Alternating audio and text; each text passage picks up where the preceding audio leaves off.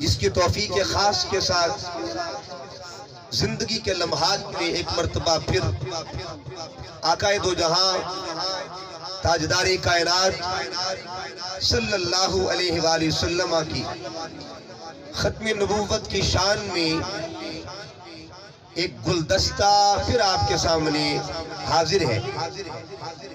میں صد بار مبارکباد پیش کرتا ہوں آج کی اس محفل کے روح رواں، اس کے ناظم اور جملہ ان کے معاونین، بالخصوص علامہ مفتی محمد وقاص صاحب، جنہوں نے اپنی کاوشوں کو، اپنی محبتوں کو تاجدار ختم نبوت کی حضور پیش کیا۔ اللہ پاک ان کی اس کاوش کو قبول فرمائے۔ جتنے بھی علماء کرام تشریف فرما ہے، میں پچھلے سال کی طرح پھر یہ عرض گزار ہوں کہ الحمدللہ دل کو خوشی ہوتی ہے، اطمینان ہوتا ہے کہ اللہ نے علامہ وقاص صاحب کو وسعت قلبی عطا فرمائی، اور یقیناً جس طرح میرے برادر محترم ابھی فرما رہے تھے، یہ تقاضا ہے وقت کا اور یہ تقاضا ہے محبتوں کا کہ عقیدہ ختم نبوت پر سب یکجان ہو کر رہیں، تاکہ کبھی بھی کوئی بدبخت جو ہے اس عقیدے پہ انگلی اٹھانے کی کوشش کرے تو مسالک بعد میں ہے، غلامان مصطفیٰ پہلے۔ الحمدللہ میں تمام علماء کو اور آپ تمام احباب کو مبارکباد پیش کرتا ہوں۔ میں نے آپ کے سامنے جو آیہ مقدسہ تلاوت کی ہے، اس کا تعلق سورہ اعراف کے ساتھ، آیت نمبر 158، جس میں اللہ رب العزت نے ارشاد فرمایا، قل، اے حبیب مکرم صلی اللہ علیہ وآلہ وسلم فرما دیجیے، یا ایوہ الناس، اے کل انسانیت، انی رسول اللہ علیکم جمیعا، میں تم سب کی طرف اللہ کا رسول بن کے آیا۔ آیہ کریمہ میں قرآن کا ربط دیکھیے، اور اگر قرآن مجید کا آپ نے اعجاز دیکھنا ہو تو یہ بات حقیقت ہے، قرآن حروف کی ترتیب کے اعتبار سے بھی معجزہ ہے۔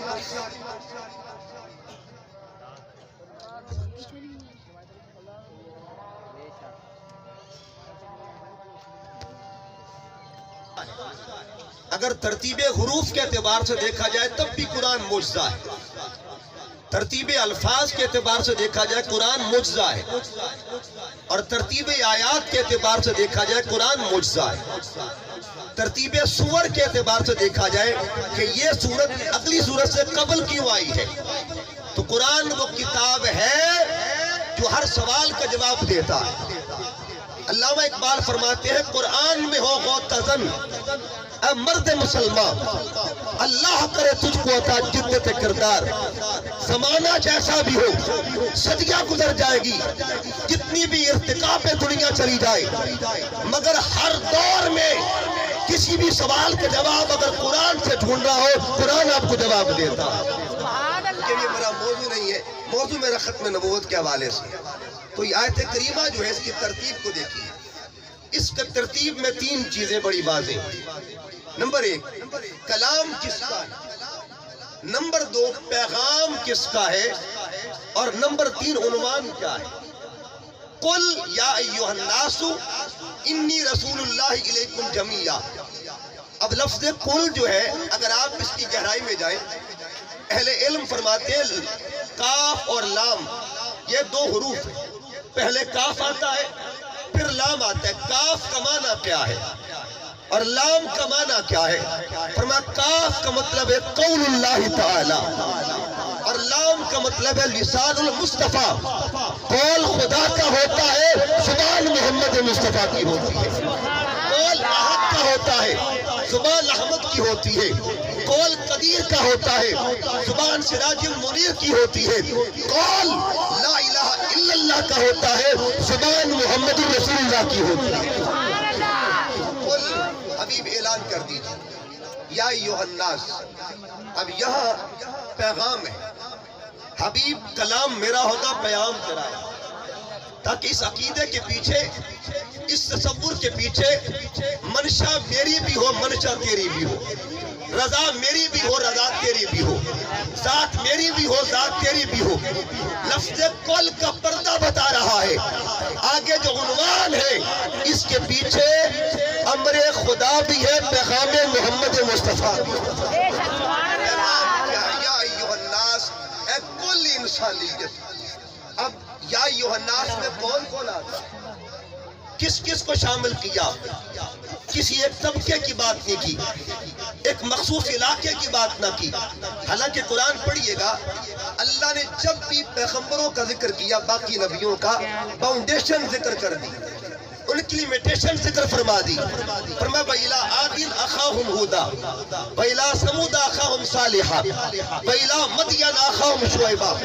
کسی کو فرمایا قوم عاد کے لیے بھیجا، کسی کو فرمایا مدین کے لیے بھیجا، لیکن جب باری محمد مصطفیٰ کی آتی ہے، جب باری آمنہ کے لال کی آتی ہے، جب باری نبیوں کے سردار کی آتی ہے، اب قوم کا ذکر نہیں کیا، علاقے کا ذکر نہیں کیا، مخصوص ایریا کا ذکر نہ کیا، مخصوص طبقے کا ذکر نہ کیا، بلکہ یا ایھا الناس، اے قیامت تک کے انسانوں، میرا مصطفیٰ تم سب کے لیے آ گیا۔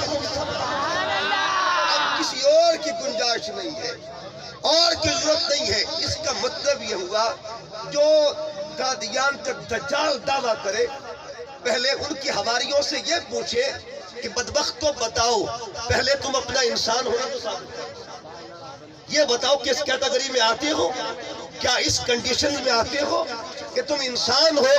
کیونکہ قرآن کہتا ہے مصطفیٰ سارے انسانوں کے لیے آیا ہے۔ اب جو انسانیت کے دائرے میں ہے وہ میرے مصطفیٰ کو آخری نبی مانتا، جو حضور کو آخری نبی نہ مانے، ارے مومن ہوتا تو دور کی بات، وہ تو انسان انسانیت کے زمرے میں آتا ہی نہیں، دائرہ انسانیت میں آتا ہی نہیں ہے۔ قرآن نے مسئلہ حل کر دیا کہ جڑا انسان دا پتر ہوے گا او دا ختم نبوت علا کی بات۔ قرآن نے مسئلہ حل کر دیا، قرآن مجید نے ہمیں پیمانہ دے دیا، یا ایھا الناس بانا۔ اب یہ یہاں چکے بات ہے جامعیت کی، ہماگیریت کی، آفاقیت کی، اور یہ جو چکے میں نے عرض کیا دو ذات تھی، ایک ذات نے امر دیا، ایک ذات نے پیغام دیا۔ آپ پوچھیں گے اس آیت سے ہم عنوان کیا نکالیں گے؟ عنوان ہے جامعیت شان محمد مصطفیٰ، حضور کی خاتمیت کا اشارہ ہے، ذکر ہے اس کے اندر۔ چونکہ ابھی علامہ صاحب جس طرح فرما رہے تھے کہ 100 کے قریب آیات یا اس سے زائد آیات ہیں، وہ پیغام دیتی ہے کہ حضور آخری نبی ہے، عقیدہ بتاتے ہیں میرے آقا آخری نبی ہے۔ اب آئیے گا کہ آج یہاں ماشاءاللہ ہمارے اہل حدیث بھائی بھی تشریف فرما ہے، دیوبند احباب بھی، اور میں بھی خدمت نوکری کے لیے آیا ہوں۔ دیکھیے یہاں ایک تصور ہے کہ وقاص صاحب نے جو سب کو اکٹھا کیا ہے، یہ اجتماعیت کا تصور کب سے؟ آئیے ذرا ہسٹری بیان کرتے ہیں، کب سے اجتماعیت کا تصور ہے؟ پہلے دن سے تصور اجتماعیت کا تھا۔ آقا جہاں بھی ختم نبوت کا ذکر کرتے تھے، زیادہ تر احادیث اشارہ دیتی ہے وہاں جمع ہو کر ختم نبوت کا ذکر کرتے تھے، جمع کر کے سامنے صحابہ ہوتے تھے۔ اس کا مطلب یہ ہوا یہاں جو ذکر کر رہا ہے وہ سنت مصطفیٰ ادا کر رہا ہے، اور وہ جہاں یہاں بیٹھے ہیں وہ سنت صحابہ ادا کر رہے ہیں۔ آقا صلی اللہ علیہ وسلم ذکر کیسے کرتے تھے؟ آئیے ان احادیث کی طرف آتا ہوں، اور میں نے وہ احادیث آج آپ کے سامنے پیش کرنی ہے جن میں حضور نے مجمع کے سامنے ذکر کیا۔ کن کے سامنے جی؟ مجمع عام کے سامنے ختم نبوت کا ذکر کیا۔ اس کا مطلب یہ ہوا مجمع بنا کر ختم نبوت کا ذکر کرنا سنت محمد مصطفیٰ صلی اللہ علیہ وسلم۔ یہ اجتماعی فکر ہے، انفرادی نہیں بلکہ اجتماعی فکر ہے۔ اجتماعیت جب تک نہیں ہوگی تب تک مضبوط نہیں بندہ ہو سکتا۔ آئیے ذرا ان احادیث کی طرف آتے ہیں۔ جب فرمایا کہ حضور سب کے لیے، تو سب کے لیے ہونا کیا ختم نبوت کی دلیل ہے؟ یہ ذہن میں سوال، خصب کے لیے ہونا کیا یہ ختم نبوت کی دلیل ہے؟ آئیے ذرا قرآن کی تشریح زبان محمد سے جانتے ہیں۔ بخاری کے حدیث پاک آقا نے پہلے اجتماعیت کا ذکر کیا، ساتھ ہی ختم نبوت کا اعلان فرما دیا۔ فرمایا ارسلت الی الخلق کافہ، لوگوں گواہ ہو جاؤ مجھے رب نے تمام کے لیے پیدا کیا۔ ساتھ ہی فرما دیا فختم بی النبیون۔ یہ دو ربط بتا رہے ہیں، اگلے فرمان کا پچھلے سے ربط، پچھلے کا اگلے سے ربط۔ مطلب یہ ہوا جامعیت محمد مصطفیٰ ہی خاتمیت نبوت کی دلیل ہے، آپ کی شان خاتمیت کی دلیل ہے۔ اور آئیے ذرا آقا صلی اللہ علیہ وسلم نے اپنی امت کو مثالوں سے سمجھایا، ایک خوبصورت مثال، اور اس پہ پھر میں 7 حدیثوں کا ریفرنس پیش کرنے لگا ہوں جس میں حضور نے مجمع عام میں ختم نبوت کا ذکر فرمایا۔ 7 حدیث کا ریفرنس ہوگا۔ سب سے پہلے بڑی مشہور مثال ہے، آقا صلی اللہ علیہ وسلم نے اپنی ختم نبوت کی مثال خود بیان فرمائی، کیونکہ رب کائنات نے فرمایا حبیب تو نے بتانا ہے، خبریں تو نے دینی ہے، عقیدے کو فروغ تو نے دینا ہے، مہر تیری لگے گی تاکہ قیامت تک کے لیے تیری امتی فخر کرے جب ہم ختم نبوت کا ذکر کریں گے تو سنت محمد مصطفیٰ ادا کریں۔ اب سنیے آقا علیہ السلام نے کیا فرمایا، اس کی ایکو قدرہ کم کر فرمایا ان مثلی و مثل الانبیاء من قبلی کمثل رجل بنا بیتا۔ آقا فرماتے میری اور مجھ سے قبل انبیاء کی مثال، یہاں فصاحت عروج پہ جانے لگی ہے، بلاغت اپنے کمال پہ پہنچ رہی ہے، تیرے آگے یوں ہے دبے لچے فصحاء عرب کے بڑے بڑے، کوئی جانے منہ میں زبان نہیں بلکہ جسم میں جان نہیں۔ تو فصاحت بلاغت حضور کے در پہ آتی ہے تو خیرات لینے کے لیے آتی ہے، افصح الناس کی بارگاہ میں جب فصاحت آتی ہے تو پھر کیا کمال کی عرب دانی ہوگی، زبان دانی ہوگی۔ آقا فرماتے مجھ سے اور مجھ سے قبل، یہ فصاحت کا کمال ہوتا ہے۔ جو بلاغت، علماء بلاغت کو جانتے، ایجاز بھی ہو اعجاز، ایجاز بھی ہو اور اعجاز بھی ہو۔ ایجاز کہتے ہیں اختصار کو، اعجاز کہتے ہیں معجزے کو، یعنی لفظ تھوڑے ہو اور معنی سمندر سے بھی زیادہ ہو، اسے کلام محمدی کہا جاتا ہے۔ ایجاز بھی ہو اعجاز بھی ہو۔ ایجاز کیا ہے؟ ابھی پہلی لائن سرکار نے بول لی تھی کہ مسئلہ ہی ختم کر دیا، حل فرما دیا ان مسئلی و مسئل الانبیاء من قبلی، جو ہی فرمایا ختم نبوت کی مہر لگ گئی۔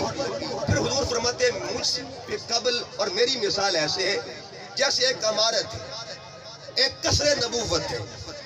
اب اس عمارت کو جب بنایا گیا فجعل الناس، لوگ آتے ہیں یطوفون بھی، چکر لگاتے ہیں، اس کو دیکھتے ہیں، ویقولون اور کہتے ہیں حلا وضعت هذه اللبنہ، عمارت تو مکمل ہے مگر ایک اینٹ رہ گئی، ایک اینٹ رہ گئی ہے۔ آقا فرماتے فانا اللبنہ، جو ایک اینٹ رہ گئی ہے نا، اس ایک کو ذات محمد مصطفیٰ کہا جاتا ہے۔ تو اینٹ لگی، عمارت مکمل ہو گئی۔ اب کوئی کہے جی، بعض لوگ بدبخت ہیں قادیانی، وہ کہتے ہیں جی اس پہ کلام کرتے کہ دیکھیے جی پھر بھی ڈیکوریٹڈ تو ہوتا ہے نا معاملہ سارا، بعد میں کوئی چیز ڈیکوریشن کے لیے۔ اب میں 4 لفظ حضور کے بیان کرنے لگا ہوں۔ آقا نے 4 لفظ بولے اور 4 لفظ مختلف اسناد کے ساتھ یہ حدیث مبارکہ ہے۔ فَأَكْمَلَهَا، ایک مقام پہ فرمایا، ایک مقام پہ فرمایا فَأَتَمَّهَا اجملها احسنها۔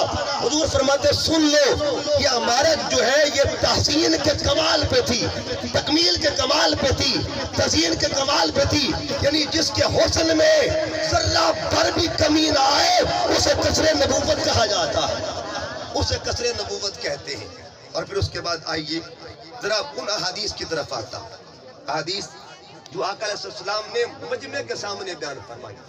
آج توبہ ٹیکسنگ کی سرزمین پر آپ مجمع بنا کے بیٹھے ہیں نا، حضور کے فرامین سنیے۔ میرے آقا فرماتے اس حدیث پر راوی حضرت جبیر بن مطعم، اور اس حدیث کو آقا علیہ السلام نے مسجد میں آ کے ارشاد فرمایا۔ یہ ایک بیان مسجد کا تھا، مسجد میں صحابہ سامنے بیٹھے ہیں، آقا علیہ السلام نے آپ اپنی اوصاف خمسہ بیان فرمائے۔ جس طرح قرآن مجید نے آقا علیہ السلام کے اوصاف کے خمسہ ایک آیت میں بیان کیے، یا ایھا النبی انا ارسلناک شاہدا ومبشرا ونذیرا وداعیا الی اللہ باذنہ وسراجا منیرا۔ وہ سنت خدا ہے اور یہ سنت محمد مصطفیٰ ہے۔ حضور کیا فرماتے ہیں؟ آقا فرماتے ہیں انا محمد، میں محمد ہوں، واحمد، میں احمد ہوں، انا الماہی، میں ماہی ہوں، اور پھر فرمایا انا الحاشر، میں حاشر ہوں، آخری مقام پہ فرمایا انا العاقب، اور لوگوں میں مصطفیٰ عاقب بن کے آیا ہوں۔ الذی لیس بعدہ نبی، عاقب اسے کہتے ہیں جس کے بعد کوئی نبی آتا ہی نہیں۔ اب سنیے گا، حضور یہ بات کب کر رہے ہیں؟ مجمع عام میں۔ دوسری حدیث بات، اور یہ حضور نے کب؟ آپ کے بیٹے کا وصال ہوا، جب بیٹے ابراہیم کا وصال ہوتا ہے تو آقا علیہ السلام نے کیا فرمایا؟ اور یہ حدیث بخاری کی ہے اور بھی بہت سی کتب میں آتی ہے۔ فرمایا وَلَوْ قُضِيَ، صحابہ کہتے ہیں اَن يَكُونَ بَعْدَ مُحَمَّدٍ نَبِيٌّ عَاشَ ابْنُهُ، اگر حضور کے بعد کوئی نبی ہوتا اللہ حضور کے بیٹے کو زندہ رکھتا۔ اس کا مطلب یہ ہوا آقا اپنے کلام میں بار بار فرماتے ہیں میں اللہ کا آخری نبی ہوں۔ ایک اور حدیث بات، غزوہ تبوک پر صحابہ کرام کا مجمع سامنے، اور آقا علیہ السلام نے حضرت علی سے فرمایا اما ترضى ان تكون منی بمنزلۃ ہارون من موسیٰ الا انہ لا نبی بعدی۔ سامنے صحابہ کرام موجود ہیں، حضور فرماتے ہیں سنو اے پیارے علی، کیا تجھے پسند نہیں ہے کہ میرا تیرے ساتھ وہ تعلق ہے تو ہارون کا موسیٰ علیہ السلام کے ساتھ تعلق تھا، لیکن لا نبی یا بعدی، تعلق جیسا بھی کمال کہو میرے بعد مجمع صحابہ کا۔ اور پھر دیکھیے یہ تو چھوٹے چھوٹے مجمع تھا نا، ایک بڑا مجمع کی بات کرنا، اور وہ مجمع کب تھا؟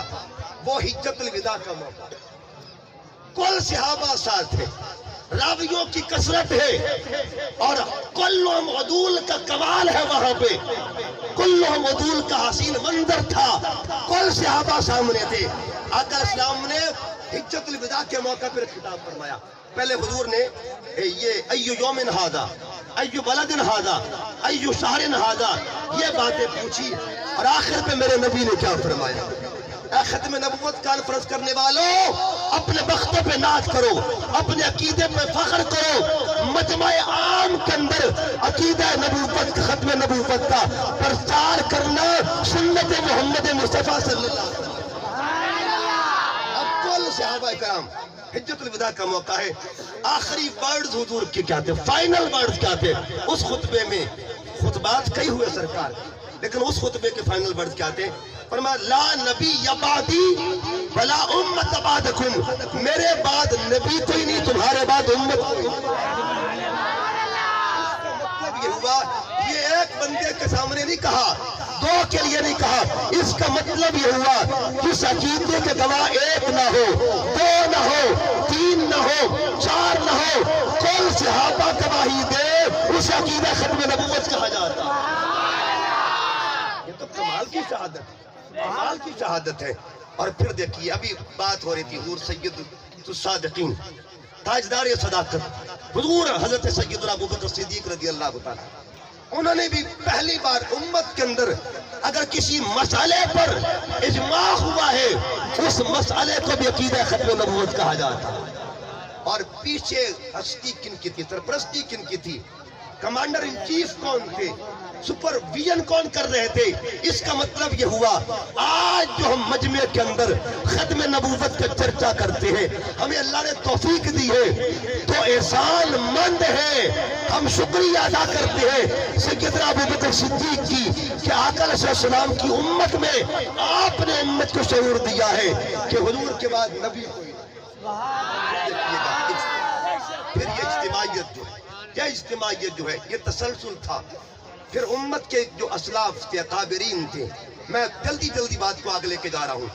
اگر آپ تاریخ کو پڑھیے، ہسٹری کو پڑھ کے دیکھیے تو جتنے بھی ختم نبوت کے دیوانے ہیں، غلامان ختم نبوت ہیں، اور یہ جتنے بھی جانشاران ختم نبوت ہیں، ان کی پوری ہسٹری پڑھ کے دیکھیے۔ آج جو گلدستہ یہاں پہ جمع ہے، آپ کو تاریخ میں کئی گلدستے ملے، ایک ہی جیل ہے مگر بندے تین ہیں، ایک جیل ہے، بندے 3 ہیں۔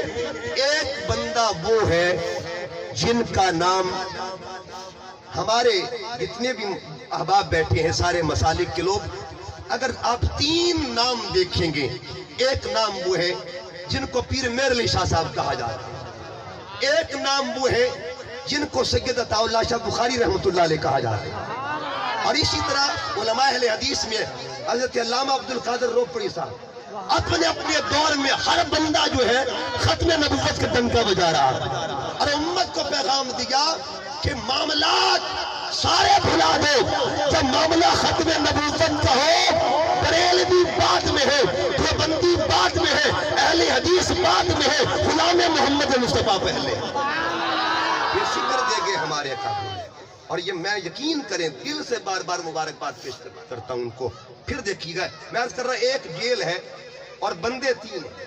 ایک شخصیت کا نام تھا سید عطا اللہ شاہ بخاری، جیل ایک ہی ہے، اور دوسری شخصیت کا نام تھا ابو الحسنات صاحب۔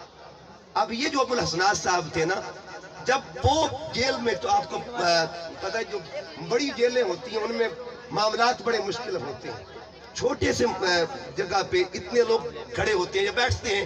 بہرحال وہاں جب دیکھا کہ جب حضرت عطا اللہ شاہ بخاری آپ جاتے ہیں نا رفع حاجت کے لیے، تو لوٹا لے کے کھڑے ہونے والے ابو الحسنات ہوا کرتے ہیں، اور جب وہ جاتے ہیں خدمت کے لیے، کبھی یہ ان کا وضو کروا رہے ہیں، کبھی وہ ان کا وضو کروا رہے ہیں، پہچان سب کی ایک ہی تھی کہ جو ایک ہی مسئلے پر یہاں جمع ہے، اس مسئلے کا بھی عقیدہ ختم نبوت کہا جاتا ہے۔ پھر دیکھیے یہ جتنے میرے بھائی بچے بیٹھے ہوئے الحمدللہ، میں بھی بیٹوں والا ہوں، یہ بچے بیٹھے ان کو ایک میسج دے رہا ہوں۔ وہ بھی دور تھا جب جیل بھرو تحریک شروع ہوئی تھی، تو ایک بچہ جس کی عمر 12 سال تھی، اور اس بچے کا نام غالباً نعمان تھا، نام اس کا نعمان تھا۔ جب اس کو وہ بھی آ گیا، ماں کا ایک ہی لاڈلا، ایک پتر تھا ماں کا، ماں نے کہا پتر بات یہ محبت ہے اپنی جگہ پہ، مگر سب سے پہلے اگر کوئی چیز مقدم ہے وہ ناموس محمد مصطفیٰ ہے، چلا جا یہاں سے اور واپس نہیں آنا، حضور کی ناموس پہ جان قربان کر دی ہے۔ جب ڈی ایس پی صاحب اندر ڈال رہے تھے، ڈی ایس پی اور لوگ، تو انہوں نے ڈی ایس پی کو اس پہ ترس آ گیا، اس نے کہا بیٹے تیری تو عمر چھوٹی اور تو 12 سال کا ہے، واپس چلا جا۔ اس نے کہا نہیں، بات عمر کی نہیں ہوتی، بات عشق کی ہوا کرتی ہے، بات محبت کی ہوا کرتی ہے۔ آپ نے تاریخ نہیں پڑھی محبت اور معاذ کی؟ یہ وہ جذبہ ہوتا ہے عمر کو نہیں دیکھتا، یہ تو وہ محبت ہے عمر بعد میں ہے، مصطفیٰ کا استعمال، یہ رسول پہلے ہے۔ اور ایک بات اور، اس بچے نے جانا قبول کر لیا، اس نے کہا واپس نہیں جاؤں گا، اتنا کہا نا تو بعض دفعہ تبلیغ ایسی ہوتی جو اثر کر جاتی، ہو سکتا ہے میں گھنٹہ بات کروں اثر نہ ہو، مگر اس بچے کے ایک جملے نے نا ڈی ایس پی کو مجبور کر دیا رونے پر، اس نے ریزائن کر دیا اسی موقع پر۔ کہتے بیٹے تیرے محبت نے مجھے جھنجھوڑ کر رکھ دیا، ضمیر کو زندہ کر دیا۔ اور یہ جو جوان بیٹھے ہیں اپنے جتنے بھی کالجز کے اندر پڑھنے والے، یونیورسٹیز کے اندر پڑھنے والے، یہ بھی سنیے گا، جب لاہور میں پکڑ دھکڑ ہو رہی تھی، اس وقت بھی ایک نوجوان تھا، ہاتھوں میں کتاب ہے، یونیورسٹی میں جا رہا، خبر ملی کہ ناموس محمد کے کھیدائی جا رہے ہیں، اس نے کہا علم بعد میں ہے، ناموس مصطفیٰ کا پہرا پہلے، ختم نبوت کا پہرا پہلے ہے۔ کتابیں دوست کو تھما دی، اور جب وہ گرفتار ہو گیا تو ڈی ایس پی نے انسلٹ کی، اور اس کو یعنی عزت نفس بھی کچھ ہوتی ہے نا، اتنی مجبور، سب کے سامنے کان پکڑوا دیے۔ کان پکڑوا کے ڈی ایس پی صاحب نے پوچھا، ڈی ایس پی نے پوچھا کہ بتا کتنے تجھے جوتے لگاؤں؟ اس جوان نے کہا جتنے جوتے قیامت کے دن برداشت کر سکے گا اتنے لگا لے، جتنے جوتے برداشت کرے گا اتنے لگا لے۔ یہ جملہ تھا، اس کا مطلب یہ ہوا اگر من میں چراغ جلا ہو، جوان جب بات کرتا ہے اثر کرتی ہے۔ علامہ اقبال نے کیا کہا تھا، وہی جمع ہے قبیلے کی آنکھ کا تارا، شباب جس کو بیداغ ضرب ہو کاری، ضرب کاری تب ہوتی ہے جب دل میں ختم نبوت کا عشق غلبہ پا لیتا ہے۔ اور آؤ جوانوں، جوانیاں بعد میں ہے، ناموس مصطفیٰ پہلے ہے، ہماری عزت بعد میں ہے، عزت مصطفیٰ پہلے ہے۔ اور مبارکباد پیش کرتا ہوں اس ایک کاز پہ تمام مسالک اکٹھے ہیں، اور یقیناً یہ محفل قبولیت الہی کے لیے، قبولیت بارگاہ خدا بندی کے لیے ایک کمال کی محفل ہے۔ میرا ایمان کہتا ہے ادھر آپ ختم نبوت کے ذکر کر رہے ہیں، میرا مولا کتنا راضی ہو رہا ہے، آپ کو اختتام کی طرف لے کے آ رہا ہوں۔ اور پھر دیکھیے گا نوجوانوں میں جذبہ محبت، اور آج میں نے پچھلے سال بھی کہا تھا کہ اپنے بچوں کو آرٹیکل یاد کروا، اپنے بچوں کو الحمدللہ ابھی چونکہ میرے استاد محترم ڈاکٹر طاہر القادری صاحب انہوں نے کتاب لکھی ہے ختم نبوت پہ، عقیدہ ختم نبوت پہ، اور وہ 40 جو ہے 40 فصول کے اعتبار سے، فصلوں کے اعتبار سے، اس میں تقریباً 234 کی قریب احادیث ہے۔ آپ نے ابھی پچھلے دنوں بلکہ وہ بھی بڑا کمال لاہور میں پروگرام تھا، علامہ ابتسام الہی ظہیر صاحب بھی وہاں موجود تھے، علامہ طارق جمیل صاحب بھی وہاں موجود تھے، بڑے بڑے علماء وہاں موجود تھے، تمام مکاتب فکر موجود تھے۔ اللہ کرے یہ گلشن آباد رہے، اللہ کرے اللہ پاک ہم سب کو اس کاز پہ ایک ہونے کی توفیق نصیب فرمائے، تاکہ کسی کی میلی نگاہ اٹھ نہ سکے ہماری جانب، اس وحدت کی جانب نہ اٹھ سکے۔ عرض کر رہا ہوں کہ آپ کو چاہیے اپنے بچوں کو وہ آرٹیکل یاد کریں، آئین پاکستان آرٹیکل 260 سیکشن 3 وہ کیا کہتا ہے، اپنے بچوں کو یاد کریں۔ 4 لائنیں یاد ہو سکتی ہیں۔